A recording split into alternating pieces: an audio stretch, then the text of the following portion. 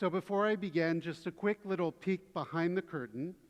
Sometimes I'm asked the question, Rabbi, where do you come up with your ideas for sermons? And I'll often say it's a combination of caffeine and desperation. Typically, I spend the majority of the week thinking about what I'd like to speak about, and then I try to set aside time, especially on Friday morning, to be able to write. Unfortunately, I've learned something recently. I've been very involved throughout my career in helping people through the grieving process, but not so much am I familiar with what comes afterwards. And what I've learned is that there's a very important document that you need in order to be able to do things like close out the estate and get things moving forward, and that is a death certificate, which is an easily produced document, assuming the hospital, the funeral home, and the primary care physician are talking to each other. So needless to say, this morning, I spent the entire morning on the phone getting the hospital, the funeral home, and the doctor to talk to each other. And I'll be honest, it left me drained, frustrated, angry, and exhausted, and not really in the right frame of mind to be able to create a sermon that I felt that spoke to me and hopefully would speak to you as a community. So I beg your indulgence this evening as I'm going to borrow the entirety of the teachings from Rabbi Lord Jonathan Sacks this evening, speaking about Parashat Bamidbar. And if you enjoy these words, they come from him. If you don't enjoy them, it's because I've delivered them poorly. From the teachings of Rabbi Lord Jonathan Sacks, Bamidbar is usually read on the Shabbat before Shavuot, which we will be observing next week. Thursday evening at Bethel, we'll be doing a combination service and a text study with the clergy there as well. So the sages connected the two. Shavuot is a time of the giving of Torah. Bamidbar means in the desert. What then is the connection between the desert and the Torah, the wilderness and God's word? The sages gave several interpretations. According to the Mechilta, the Torah was given publicly, openly, and in a place no one owns, because had it been given in the land of Israel, Jews would have said to the nations of the world, "You have no share in it." Instead, whoever wants to come and accept it, let them come and accept it. Another explanation, had the Torah been given in Israel, the nations of the world would have had an excuse for not accepting it. This follows the rabbinic tradition that before God gave the Torah to the Israelites, God offered it to all the other nations, and each found a reason to decline. Yet another, just as the wilderness is free, it costs nothing to enter, so the Torah is free. It's God's gift to us. But there is another, more spiritual reason. The desert is a place of silence. There is nothing visually to distract you, and there is no ambient noise to muffle sound. To be sure, when the Israelites received the Torah, there was thunder and lightning and the sound of the shofar. The earth felt as if it were shaking at its very foundations. But in a later age, when the prophet Elijah stood at the same mountain after his confrontation with the prophets of Baal, he encountered God not in the whirlwind or the fire or the earthquake, but in the kol demama daka, the still small voice, literally, the sound of a slender silence. I define this as a sound you can only hear if you are listening. In the silence of the Midbar, the desert, you can hear the medaber, the speaker, and the medubar, that which is spoken. To hear the voice of God, you need a listening silence in the soul. Many years ago, British television produced a documentary series, The Long Search, on the world's greatest religions. When it came to Judaism, the presenter, Ronald Ayer, seemed surprised by its blooming, buzzing confusion, especially the loud, argumentative voices in the Beit Midrash, the house of study.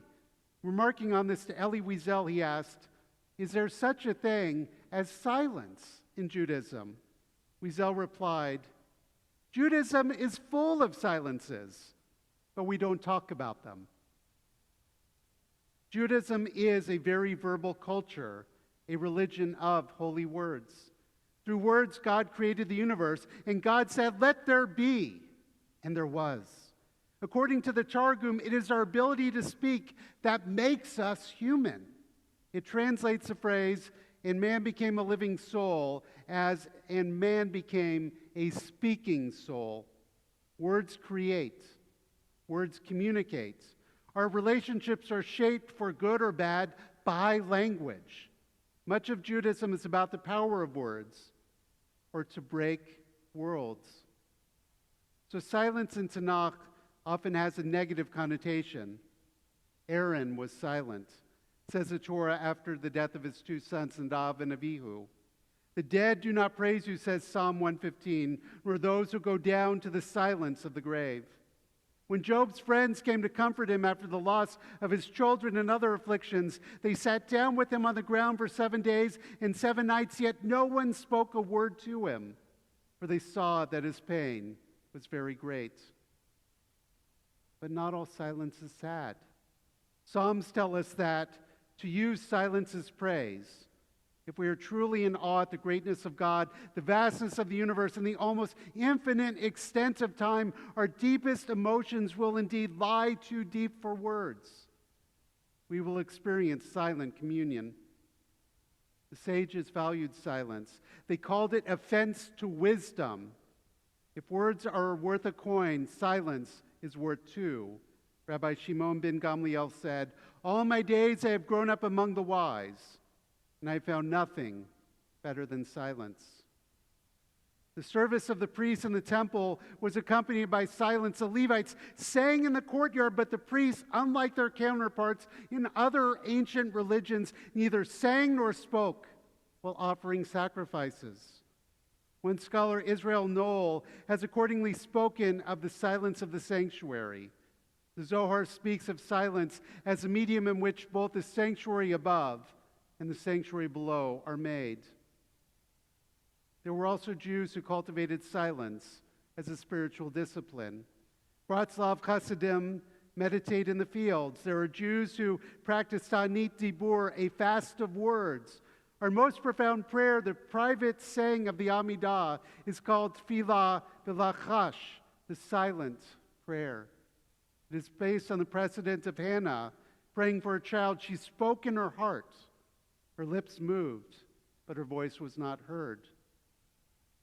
God hears our silent cry in the agonizing tale of how Sarah told Abraham to send Hagar and her son away. The Torah tells us that when their water ran out and young Ishmael was at the point of dying, Hagar cried, yet God heard the voice of the child. Earlier, when the angels came to visit Abraham and told him that Sarah would have a child, Sarah laughed inwardly, that is, silently, yet she was heard by God. God hears our thoughts even when they are not expressed in speech. The silence that counts in Judaism is thus a listening silence, and listening is the supreme religious act. Listening means making space for others to speak and be heard.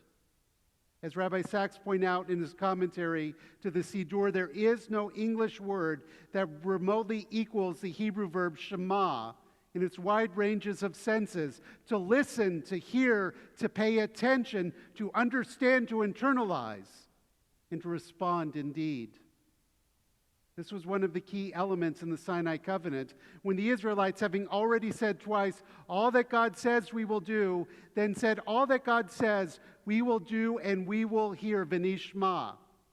It is the nishma, listening, hearing, heeding, responding, that is the key religious act. Thus, Judaism is not only a religion of doing and speaking, it is also a religion of listening.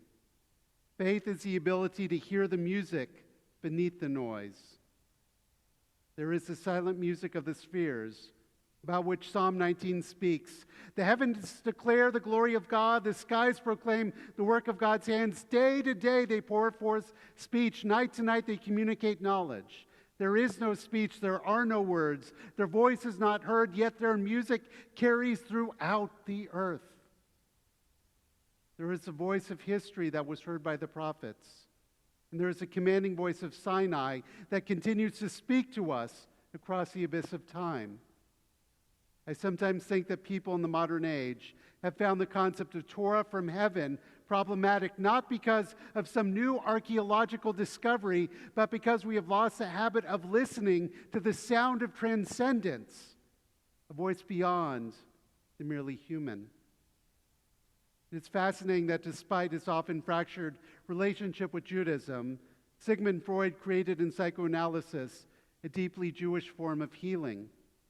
He called it the speaking cure, but it is in fact a listening cure. Almost all effective forms of psychotherapy involve deep listening. Is there enough listening in the Jewish world today? Do we in marriage really listen to our spouses? Do we as parents truly listen to our children? Do we as leaders hear the unspoken fears of those we seek to lead? Do we internalize the sense of hurt of the people who feel excluded from the community? Can we really claim to be listening to the voice of God if we fail to listen to the voices of our fellow humans? In his poem in memory of W.B. Yeats, W.H. Auden wrote, "In the deserts of the heart, let the healing fountains start."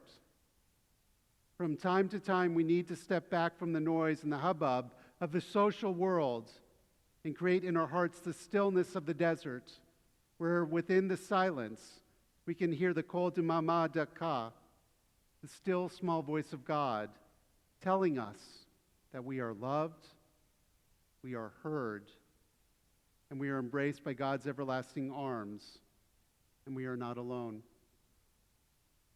And to use my own words, in times where there's so much noise, in times where we want to scream and shout and drown out just about everyone,